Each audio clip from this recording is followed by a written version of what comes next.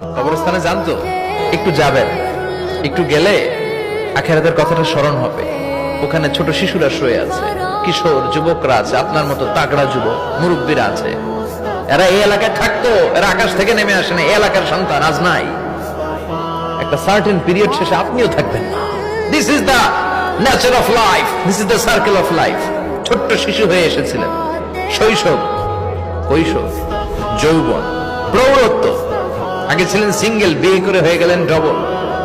এরপরে আল্লাহ আপনাকে একটা মেয়ে দিল, এরপরে মেয়েকে বিয়ে দিয়ে শ্বশুর হলেন, এরপরে ওই মেয়ের ঘরে সন্তান হতে নানা হলেন। আর কতদিন? অনেক দিন হলো তো, অনেক লম্বা সময় পেয়েছেন আপনি। Think about that. এবার যাওয়ার কথা ভাবেন, আখিরাতের সামানের কথা ভাবেন, ফিরে যেতে হবে। কি শক্তিশালী যুবক, বার্ধক্য চলে আসলে লাঠি ছাড়া চলতে পারে না।